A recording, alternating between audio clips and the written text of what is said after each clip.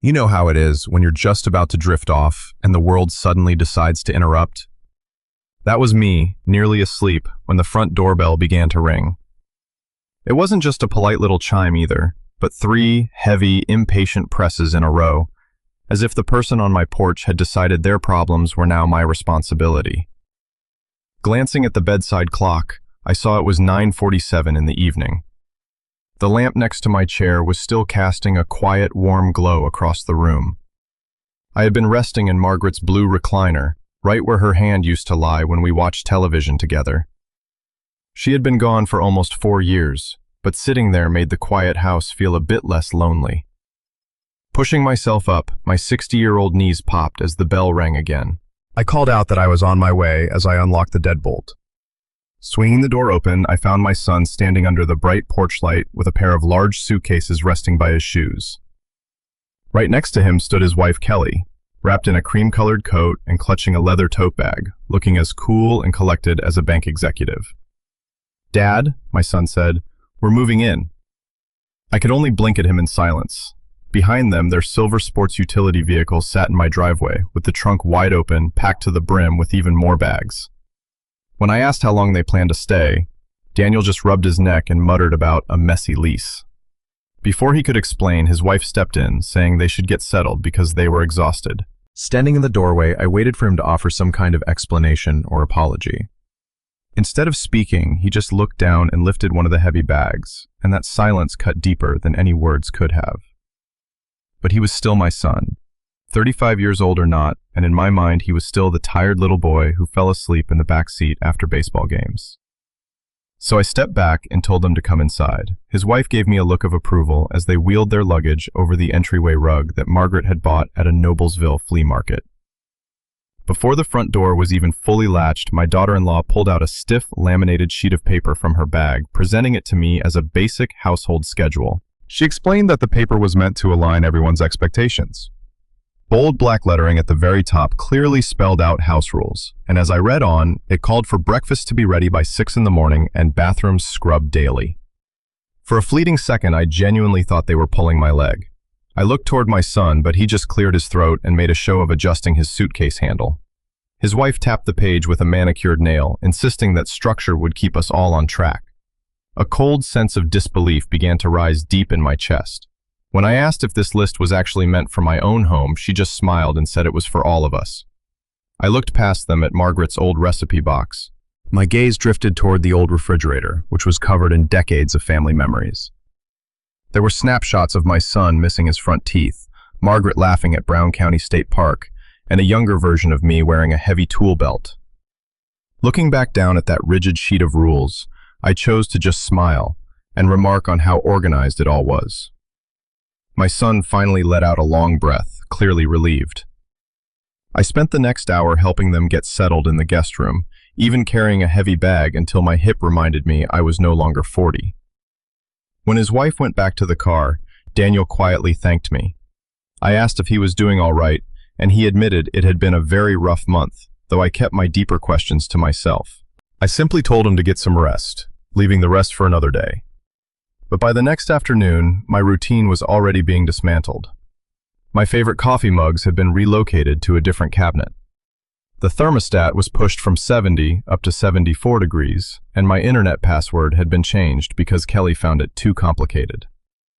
On the second afternoon, I returned from Kroger to find my wife's recliner pushed halfway across the living room. My son was holding the back of the chair while Kelly stood nearby, directing him toward the garage.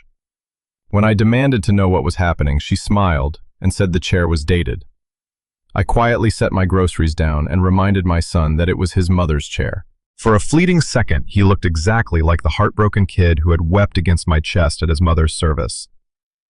Then his wife spoke up, insisting they were only storing the chair, not throwing it out. Daniel looked at me, sighed, and helped her carry it out to the garage. That night, their laminated rule sheet was posted on my refrigerator, stuck directly over a photograph of Margaret holding our baby boy. I quietly slid her picture to the side so I could still see her eyes. At 6 o'clock the next morning, I decided it was time to wake up, and I made plenty of noise doing it. I fired up our loud 1988 vacuum, ran it right outside their door, and turned on my loud kitchen radio. The familiar voice of Willie Nelson echoed through the house as the old vacuum motor screamed. Suddenly, the guest room door swung open, revealing my daughter-in-law with messy hair and a furious expression. When she demanded to know what I was doing, I calmly shut off the machine and pointed out that it was 6 in the morning, which was exactly when the house schedule said to start the day. Daniel appeared behind her, rubbing his eyes and pleading with me to stop. I just leaned on the handle and explained that if we were setting rules now, I would be starting with my own. Neither of them had anything to say to that, and for once Kelly was completely silent. I just smiled so I wouldn't say something worse. When night fell and they finally retreated to their bedroom, I stood alone by the kitchen sink. The house was completely quiet save for the low, steady hum of the old refrigerator.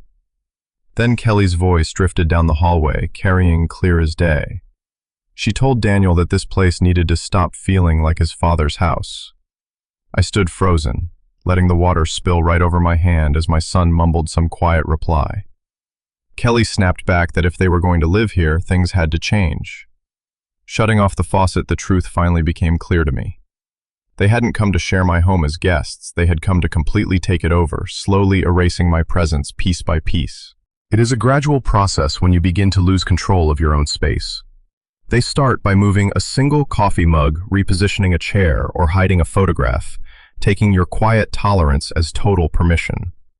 Soon, my son Daniel started parking his car in my designated garage spot without ever asking. He came home from his sales job in Fishers one evening and pulled his silver vehicle right into the space where my truck had sat for 27 years. When I confronted him, he casually claimed it was easier since his wife occupied the driveway, and I rarely drove at night. I looked past him at my pickup truck parked out in the cold March rain, wondering how things had shifted so fast. Those words became their constant excuse for making whatever changes they pleased. Kelly used that phrase to justify relocating my cereal boxes to improve the kitchen's flow and to swap out my old bath mat because she found it unsightly. She even pushed Margaret's precious recliner further into the dark corners of the garage, burying it behind heavy plastic storage bins, as if to erase its memory. Then one Saturday, I walked inside to find a massive white sectional sofa sitting exactly where my wife's chair used to be, complete with delivery tags. Kelly was busy taking photos of it on her phone, asking if it made the room feel open. I just wiped my hands on a rag and asked where it came from. She proudly told me she got a great deal online, while my son stood by the window pretending to read the invoice. I asked why they were purchasing brand new furniture for a house they claimed to be leaving so soon. Kelly laughed off my concern, calling me Dennis and assuring me they would take it along to their next place. She never called me Dad, only Dennis, treating me like a difficult colleague she had to handle. Later that day, I walked out to the garage and pulled the dusty tarp off Margaret's old chair. I stared at the worn arms and the faint coffee stain on the cushion from a night we had laughed together. I had purposely left that stain there because it was a piece of her I wasn't ready to wash away. I sat down on an overturned bucket of paint, staring at the chair until the evening shadows lengthened. If you and I were in this position, we'd probably feel the same heavy weight in our chest. That was how my neighbor Harold Wills found me. He was a retired Hamilton County Sheriff's deputy who had lived next door for 22 years. A quiet man who noticed details others missed. Knocking on the wooden frame, he jokingly asked if I was hiding from guests or hiding evidence. When I admitted it might be both, he looked at Margaret's chair and noted she would have buried anyone who dared move it. I let out a rare laugh, knowing he was right, but Harold's gentle look told me he knew exactly what was happening. Watching them from the yard, I quietly remarked to my old friend Harold that they seemed to be settling in. He followed my gaze toward the glowing kitchen window, where Kelly was moving around with an easy familiarity, as if she had owned the place for decades. Beside her stood my son Daniel, nodding at something on her phone screen. Harold sighed and told me that people do not take over a house all at once. First, they just make you feel like a guest in your own home. I did not answer because he was completely right. Sure enough, a few days later, Kelly casually mentioned at 4 in the afternoon that some colleagues were coming over at 7. I looked at the electric bill in my hand, wishing I had known sooner. But she just laughed and told me not to worry. To avoid the awkward small talk, I decided to keep out of the way while Kelly put on her grand show of a perfect family life. Around 8 that evening, I walked through the back door, carrying a trash bag from the garage, wearing my old Carhartt jacket and work gloves. A total stranger, standing near the kitchen island, asked if I was the handyman. The room went dead silent. I waited, hoping Daniel would speak up. It would have taken him 3 seconds to tell the man that I was his father and this was my home, but he just stared at the floor. Kelly laughed nervously and explained I was just Dennis, not her father-in-law, just Dennis. The guest apologized, and though I said it was fine, a quiet, invisible damage had been done. Retreating upstairs to my bedroom, I sat on the edge of the mattress and stared at Margaret's picture on the dresser. She was standing by Lake Michigan with her hair blowing wild, laughing because I could never take a straight photo. I quietly told her image that I did not know what had happened to our son, but only silence answered back. The painful truth revealed itself 3 nights later when I got up around 11:30. Heading back from the bathroom, I noticed a sliver of light under my son's bedroom door. Their voices were hushed, and I caught Kelly saying they could not keep pretending this arrangement was temporary. Daniel agreed, whispering that they needed me to sign the paperwork before I changed my mind. My hand gripped the wooden hallway railing so tightly my knuckles turned white. Daniel argued weakly that he did not want to put me in a home, but Kelly quickly snapped that she was talking about a smaller place, not a nursing facility. She claimed I did not need all this space. This was the house Margaret and I had paid off through endless overtime shifts. It was where Daniel took his first steps and where I held my wife's hand as she slipped away. Barefoot on the carpet, I felt incredibly old.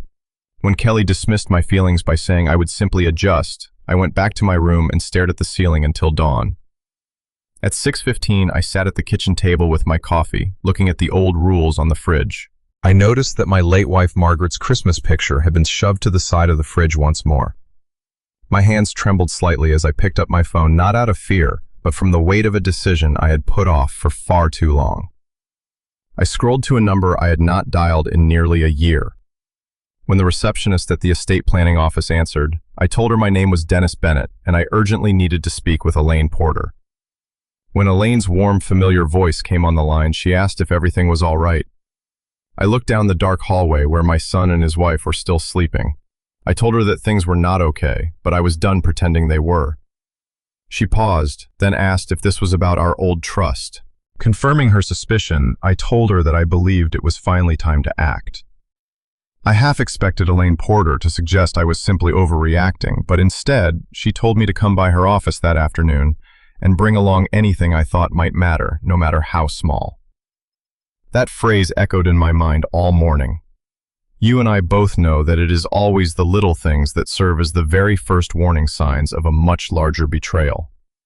When I drove over to her office on Main Street in Carmel, my passenger seat held a paper grocery bag filled with unusual evidence, the old laminated house rules screenshots of texts Daniel had accidentally posted and deleted, a new sofa receipt, and a cherished photo of Margaret smiling in her recliner. Elaine quietly reviewed every single item I brought in, without interrupting me once. Finally, she folded her hands and told me I was fortunate that 4 years ago, after Margaret passed, I had agreed to create an irrevocable trust. I nodded, confirming I still did not want my son burdened with probate. Elaine explained that, while my desire to protect Daniel had not changed, my need for stronger protections while I was still alive certainly had. I leaned back, telling her that I did not want revenge, only to feel like my house belonged to me again. She gave me a sad smile, saying that was a very different thing, and then she explained the new legal paperwork in plain simple English. Legally, the trust already owned the property, guaranteeing my absolute right to live there for the rest of my life. Nobody could force a sale or pressure me into signing my rights away. However, we could tighten the legal language regarding coercion, unauthorized occupancy, and any attempts to manipulate my estate. When I asked if this would permanently damage Daniel, Elaine paused before suggesting that refusing to set boundaries might actually hurt him more. Driving home, I stopped at a red light and realized I was no longer angry. I was simply exhausted. I was tired of walking around my own kitchen like a guest, tired of pretending every slight was an accident, and tired of wishing Daniel would magically become the son he used to be. Turning into my driveway, I noticed yet another delivery truck parked out front. 2 men were unloading heavy boxes labeled Home Office Collection. I walked inside carrying my grocery bag, only to be met by Kelly in the hallway, eagerly asking me to sign for the packages. When I asked where this desk furniture was supposed to go, she smiled and claimed it was for the den, or rather their den. I signed the form not out of compliance, but because I wanted to keep the receipt. Later that evening, Harold walked over with 2 cold bottles of root beer. We sat on the back patio as the sun dipped behind the maple trees. After a quiet stretch, he asked me how bad things had gotten, and I just handed him a bottle. I told Harold that they were already measuring the rooms, and he nodded. I added that they were buying furniture, and he nodded again. But when I revealed they were planning to move me to a smaller place, he stared at me in disbelief, asking if they had actually said those words. I laid out the entire situation, and he listened closely. After taking a slow sip of his drink, Harold noted that in his 32 years of handling family disputes, the worst ones were never about money. They were about a complete lack of respect. He pointed toward my house, telling me they had stopped respecting me long before they targeted my home. Over the next 2 weeks, a quiet shift occurred inside me, even as I acted more agreeable than ever. Whenever Kelly asked me to make breakfast or pick up dry cleaning, I cheerfully obliged. If Daniel asked me to wait around for the cable guy, I was happy to do it. The more accommodating I became, the more careless they grew. Kelly stopped whispering during phone calls, and Daniel lost his guilty look. Paint samples and blueprints soon littered the dining table. When I found remodeling plans on the counter one evening, Kelly brushed it off as brainstorming for removing a wall. She slipped up mentioning their long-term plans, and though she and Daniel exchanged a panicked look, I simply nodded. Every few days, I continued to quietly slip away to meet with Elaine and update our growing file. Our meetings at Elaine's office varied, sometimes lasting only 15 minutes, and other times stretching to an hour. She never once urged me to humiliate my son. Instead, she told me to stay calm and let the facts do the work. So I documented everything, every text, every receipt, and every photograph. When she asked if I had pictures of the house before they moved in, I smiled, realizing I had 20 years of memories saved. The hardest night came in late April, as rain fell on the garage. I pulled the dusty tarp off Margaret's old recliner, sat down, and listened to the familiar groan of the springs. In the quiet dark, I whispered to her, admitting that she would have known exactly what to do. Naturally, she did not reply, but her silence brought back a memory of the advice she used to give Daniel when he let schoolyard bullies push him around. She always told him that being kind does not mean letting people walk right through you. I sat in that quiet garage for hours, reflecting on those words. You and I have probably both realized that sometimes we protect others just to avoid the pain of confrontation. There is a massive difference. The following Saturday, Kelly marched into the kitchen with a notebook, proudly announcing she had booked our 4th of July barbecue for both our families and the neighbors. I folded my newspaper and called it ambitious, but she just grinned and promised it would be absolutely perfect. It started when she casually mentioned she had already told the family a lawyer might drop by. I studied her face as she confirmed it with a confident smile, claiming we would finally get the paperwork settled while everyone was together. Daniel froze his coffee pot, hovering in midair. He whispered her name, but Kelly ignored him entirely. To her, it just made sense, because once the house was in their names, they could start the renovations. I let the silence stretch, which she took as agreement. As she beamed, I slowly folded my newspaper, smiled, and told her I thought it was an excellent idea. Daniel looked from her to me, and something in my expression must have deeply unsettled him, because for the first time in weeks, my son looked genuinely afraid. When the 4th of July finally arrived, the heat was already heavy enough to make the air shimmer over the blacktop. By 9 that morning, Kelly had completely taken over my kitchen, marching around with a clipboard in one hand and her phone in the other. She bossed Daniel around, telling him exactly where to place the burgers and hot dogs on the grill. When she saw me carrying a folding table from the garage, she cheerfully asked me to wipe it down. I just stared at the plastic surface, then at her, and gave a quiet assent. My neighbor Harold, who had been pretending to trim his hedges just to keep an eye on things, caught my gaze. He asked if I was doing all right.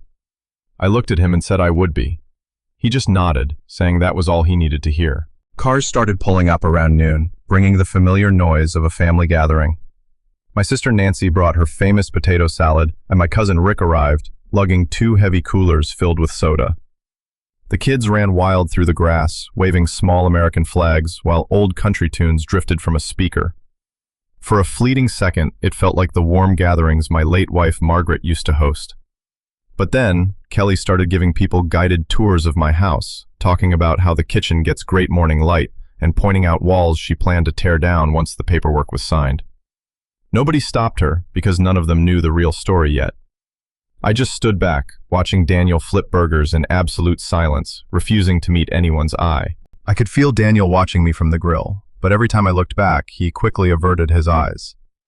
Harold strolled over to my corner of the yard with 2 paper plates, asking if he could grab a burger before the rush. I told him to go right ahead. He leaned against the fence next to me and quietly asked if I was nervous. When I told him his question wasn't exactly helping my nerves, he gave a small smile, then grew serious, assuring me I was doing the right thing. Right at 1:30, a sleek black sedan pulled into my driveway. Elaine Porter stepped out with a slim leather folder. Kelly spotted her instantly, clapping her hands and rushing over to welcome her. She announced to the whole yard that the timing was absolutely perfect. She loudly suggested we sign the paperwork before serving dessert, drawing the attention of several relatives. Nancy looked confused, muttering the word paperwork under her breath. Kelly just laughed it off, telling everyone it was nothing major, just that I had decided to transfer the house to them. Beside her, Daniel went rigid and whispered her name, trying to stop her, but she ignored him and kept going, saying it would save trouble down the road. She even produced a fresh box of pens she had bought just for this. Elaine looked over at me, and with a single nod from my end, she knew it was time. When Kelly offered me a pen, I smiled and told her we wouldn't be needing it. She blinked in confusion, and suddenly the entire yard went dead silent. In the quiet that followed, Elaine spoke up, explaining that since there seemed to be a misunderstanding, I had asked her to clarify the home's actual ownership. Kelly's confident grin began to slip away. Elaine laid it out clearly, explaining that the house had been transferred into an irrevocable trust shortly after my wife passed away 4 years ago. Kelly scowled, demanding to know what that had to do with anything. Elaine replied evenly, stating that I no longer personally owned the house. As my family began to whisper and exchange confused glances, Elaine explained that the trust owned the home and I retained lifetime occupancy. I could never be forced to leave. Kelly glared at Daniel, who kept his eyes glued to the dirt as Elaine quietly pulled some photos from her folder. She explained to the crowd that over the last few weeks, I had requested extra legal protections to guard against any pressure or manipulation regarding my estate planning. Kelly crossed her arms, snapping that this whole thing was completely ridiculous. Elaine calmly replied that the evidence might help everyone understand why these measures were necessary, and she laid the first photo on the table. It showed Margaret's favorite blue recliner covered in a dusty tarp and shoved behind storage bins in the garage. Harold looked away and Nancy gasped, covering her mouth. Then Elaine laid down a picture of the fridge. All of my family photos had been shoved to the side to make room for a laminated list of rules dictating breakfast at 6 a.m. and daily cleaning chores. A heavy silence fell over the yard as Elaine placed printed copies of text messages on the table. One highlighted line read that the place needed to stop feeling like my house, while another urged Daniel to make me sign before I changed my mind about leaving. A third text suggested putting me somewhere smaller.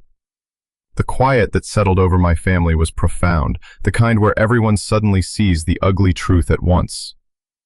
Kelly recovered her composure first, stammering that it was all out of context, but Elaine just pulled out more pages showing furniture invoices sent to my address, remodeling measurements for a new office, and plans to expand the primary bedroom. My cousin Rick stared at the papers, then looked at Kelly asking if she had already planned the renovations. When Kelly opened her mouth to defend herself, nothing came out. Harold broke the silence, his voice steady as he pointed out that the hidden chair belonged to Margaret. We all knew he was talking about something far deeper than just furniture. Nancy quietly wiped away a tear. Finally, Daniel lifted his head, looking from the photo of his mother's chair toward the garage and then at me. His face crumpled and his voice cracked as he admitted he knew what was happening. Nobody moved or interrupted him. He swallowed hard, confessing he knew Kelly wanted the house, but had convinced himself things would never go this far. He looked straight at me and admitted he was wrong. When Kelly grabbed his arm, he pulled away, saying I deserved to hear the truth and that he should have stopped it. He confessed he should have spoken up the very first night she handed me those rules, or when she banished my late wife's chair to the garage while everyone treated me like hired help. Tears welled up in his eyes as he admitted his failure to act. Kelly stared at him in utter disbelief, asking if he was really doing this to her. Without even looking at her, Daniel simply said yes. For the first time in a very long time, I finally saw my son standing there, not some frightened husband hiding behind a wall of silence. Elaine quietly closed her folder, murmuring that her job here was done. But mine was not. I took a slow step forward, looking at my son and then at my family gathered in the yard. The only sound was the soft hiss of burgers burning on the grill as I prepared to speak. I had played the scenario out in my mind more times than I cared to admit, always imagining a sense of triumph. Standing there, however, I just felt incredibly tired. I quietly thanked everyone for coming, but pointed out that we all knew this gathering had stopped being about a barbecue a long time ago. A few nervous chuckles rippled through the crowd before dying out. I turned to my son, reminding him that when his mother was dying, she only worried about one thing. It was not about this house or money. She was terrified that he would forget the kind of man she had raised him to be. As his shoulders started to shake with silent tears, he whispered an apology. I told him I knew he was sorry, then walked over to the table where the legal folder lay open. Reaching down, I picked up the laminated house rule sheet, its edges still stiff and smooth in my hand. I held it up, asking if they knew what bothered me most about it. Kelly kept her arms crossed and remained silent.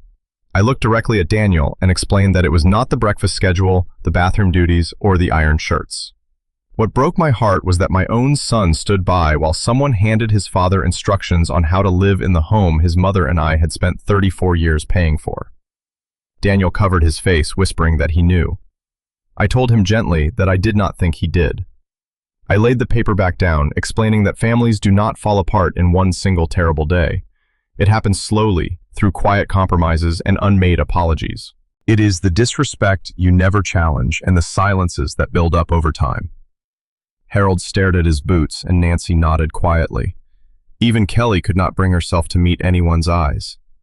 After a long, heavy silence, she whispered that she never meant to hurt me, her voice sounding smaller than ever. She claimed she thought families were supposed to help each other. I agreed they are.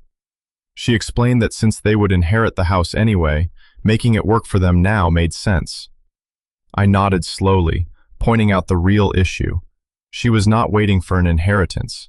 She was trying to live inside one. She opened her mouth but had nothing left to defend. That was when Daniel stepped forward and confessed he had credit card debt. My son's words came spilling out in a desperate, embarrassed rush as he looked around at the family. He confessed he kept believing one more promotion would fix everything, but it never did. Then Kelly lost 2 major clients, and they started borrowing money, first a little, then way too much.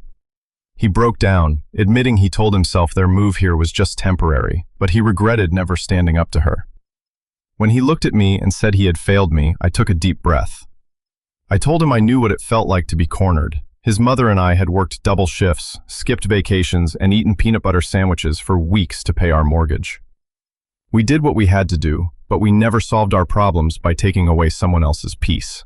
Daniel nodded through his tears, quietly agreeing that we never crossed that line. I reached just inside the garage door where earlier that morning I had set something special aside. It was my faded red metal toolbox, the very one I had carried for nearly 30 years as a union electrician. Its handle was worn completely smooth and the corners were heavily scratched. Inside lay my old lineman's pliers, wire strippers, screwdrivers, and the tape measure my late wife Margaret bought for our 20th anniversary. I handed it to Daniel.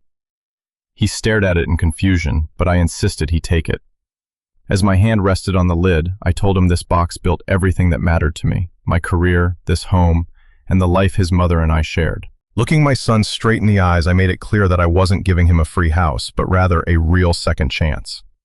I told him that once he built something with his own hands again, he was welcome to have dinner with me. Hearing that, Daniel began crying openly. It was the quiet, heavy tears of a grown man who had finally stopped pretending. Kelly looked between us before whispering that she didn't deserve my kindness. I answered honestly, telling her she didn't. But as silence settled over the yard, I reminded them that kindness isn't the same thing as surrender. I gave them 7 days to move out. Daniel agreed immediately, and I promised to help them with the deposit on a small apartment. My offer clearly caught Kelly by surprise, and she asked why I would do such a thing. I told her straight out that while I wanted them to leave, I didn't want them to fail. She closed her eyes, looking genuinely ashamed for the first time since I'd met her. When the moving truck arrived the following Saturday, Daniel worked harder than anyone, carrying box after box, while Kelly stayed mostly silent. Before they drove off, Daniel walked into the garage. A few minutes later, he came out carrying Margaret's favorite recliner. Without a word, he placed it back exactly where it belonged by the front window, where the warm afternoon sun always hits it around 4 o'clock. He apologized quietly, and I nodded. 3 months went by before he knocked on my door again, alone, holding my old toolbox beautifully cleaned and organized. Standing on my porch, he gave a nervous smile and mentioned he'd fixed the loose light fixture outside. I told him I'd noticed, which made him hesitate before asking if I wanted company for dinner. I looked at him for a quiet moment, then stepped aside to let him in, saying I had plenty of meatloaf for 2. He laughed softly, noting his mother would have approved, though she'd probably say we were both being stubborn. We ate at the old oak table with very little conversation. We didn't need words. Some things just heal quietly. About 6 months later, a handwritten letter from Kelly arrived. There were no excuses, just a genuine apology. I eventually wrote back accepting it, knowing that trust always takes much longer than forgiveness. Our boundaries never wavered after that, and the legal arrangements stayed exactly as they were. But love remained too. Today, Margaret's favorite recliner sits by the living room window, and our family photos are right back where they belong. Every now and then, Daniel spends his Saturday afternoons here. Sometimes we work on small repairs, and other times we just drink coffee and watch the neighborhood go by. Growing older shouldn't mean losing your voice or surrendering your dignity just to keep a temporary peace. If you have ever had to choose between keeping quiet and protecting your self-respect, you are not alone. I would be honored to hear what you learned from your own journey. Thank you for spending this time with me, and please, take good care of yourself.